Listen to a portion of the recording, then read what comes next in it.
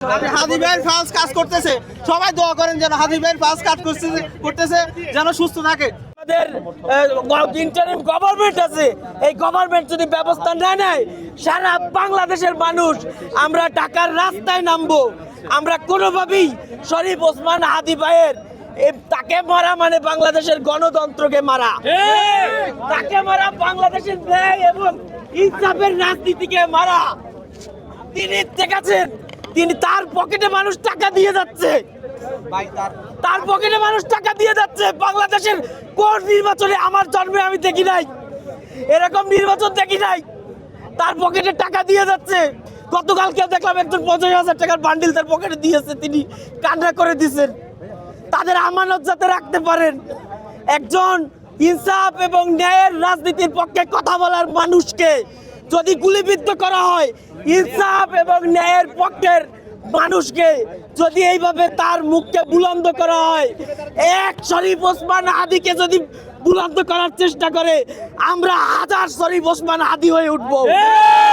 যে বা যারা এই অপকর্ম করেছে আমরা স্পষ্টভাবে জানিয়ে দিতে চাই, তিনি হয়তো ইনকিলাব মঞ্চের মুখপাত্র, তিনি কোনো রাজনৈতিক দলের মুখপাত্র না। ইনকিলাব মঞ্চ বাংলাদেশ এবং বাংলাদেশের সর্বস্তর মানুষের পক্ষে কথা বলেছেন, তিনি অন্যায় অবিচারের পক্ষে কথা বলেছেন। এই যে ওই আসনে তো অনেকে ইলেকশন করতেছে, গণসংযোগ করতেছে, শরীফ ওসমান হাদির উপরে হামলা হলো, এটার আসলে কারণ কি বলে মনে করছেন আপনারা, একটু ব্যাখ্যা করেন তো।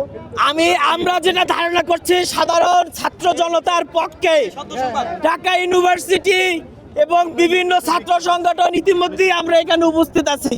আমরা যেটা মনে করছি, ন্যায় এবং ইনসাফের যে নতুন ধারা বাংলাদেশে চালু হচ্ছে, এর মুখকে বুলন্টিত করা, একে বন্ধ করার জন্য এই চক্রান্তমূলক হামলা করা হয়েছে। এটা যদি কোনো রাজনৈতিক দল করে থাকে আমরা জানিয়ে দিতে চাই, শরীফ ওসমান হাদি একা না, শরীফ ওসমান হাদি একা না। সত্য এবং ন্যায়ের পক্ষে কিয়ামতের আগ পর্যন্ত মানুষরা ছিল, থাকবে, আমরা আছি। শরীফ ওসমান হাদিকে মারা মানে ন্যায় এবং ইনসাফের রাজনীতিকে মারা।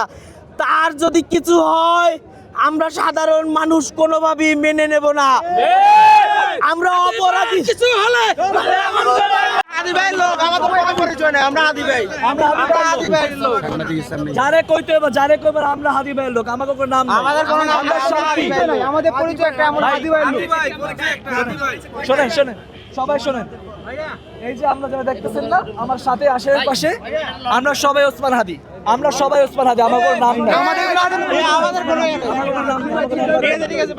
বিজয়নগর পানির ট্যাঙ্কির সামনে, ওরা চলতি ভাই গেছিল বিজয়নগর পানির ট্যাঙ্কির সামনে আমাদের বিভিন্ন মসজিদে আমরা ক্যাম্পেইন করেছি হাদি ভাইয়ের পক্ষে, দোয়া চেয়েছি মানুষের কাছে। গতকাল তফসিল ঘোষণা হয়েছে, কিন্তু এই বালের ইন্টারিম সরকার যারা মানুষের নিরাপত্তা দিতে পারে না, এই সরকার ক্ষমতায় থাকে কিভাবে? এই বালের ইন্টারিম সরকার আমাদের নিরাপত্তা দিতে ব্যর্থ হয়েছে। আমরা যখন ক্যাম্পেইন শেষ করে সবাই শহরে অর্জিতে আসবো, আমরা একসাথে কথা বলবো, খাওয়া দাওয়া করবো, ভাইয়ের সাথে আমাদের কিছুক্ষণ পর পরই কথা হচ্ছিল, এমন সময় দুজন বাইক থেকে ভাইয়ের মাথায় গুলি করেছে। ঘটনাক্রমে গুলিটা মাথায় না লেগে কানের নিচে লেগেছে। এখন অনেক বেশি রক্তক্ষরণ হয়েছে। যে ভাইয়ের সাথে ছিল তার পুরো পাঞ্জাবি গাটা রক্ত দিয়ে মেখে গেছে। আমাদের এখন সবচেয়ে বেশি প্রয়োজন ভাইয়ের জন্য বি নেগেটিভ রক্তের প্রয়োজন। আপনারা সবাই ব্লাডটা ম্যানেজ করেন আর দোয়া করেন যেন ভাই বেঁচে থাকে।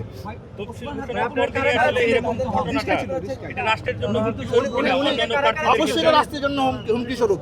উনি রিক্সার উপরে ছিলেন তখন, ক্যাম্পেইন আমরা জুমার নামাজের পরে আমরা ক্যাম্পেইন করেছি। ক্যাম্পেইন করে আমরা চলে আসার পথে উনি গুলিবিদ্ধ হন। কাউকে ছাড়া হবে না, কাউকে ছাড়া হবে না। ওসমান হাদি ভাই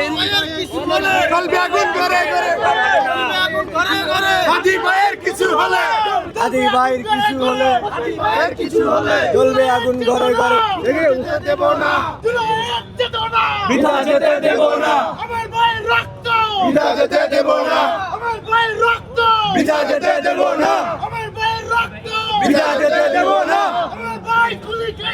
প্রশাসন জবাব দেয়, আমার ভাইয়ের গুলি কেন,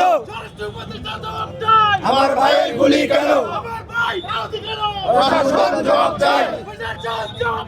আমার ভাই আহত কেন? আমার ভাই আহত কেন? হাদি ভাইয়ের ফার্স্ট কাজ করতেছে, সবাই দোয়া করেন যেন হাদি ভাইয়ের ফার্স্ট কাজ করতেছে যেন সুস্থ থাকে। সবাই দোয়া করেন যেন জ্ঞানটা ফিরে আসে। আপনারা একটু এখন ফার্স্টটা কাজ করতেছে, অন্যান্য এখন জ্ঞান ফিরে আসে না। সবাই দোয়া করেন। হ্যাঁ, আপনার দিকে ভাই, আপনারা একটু সামনে।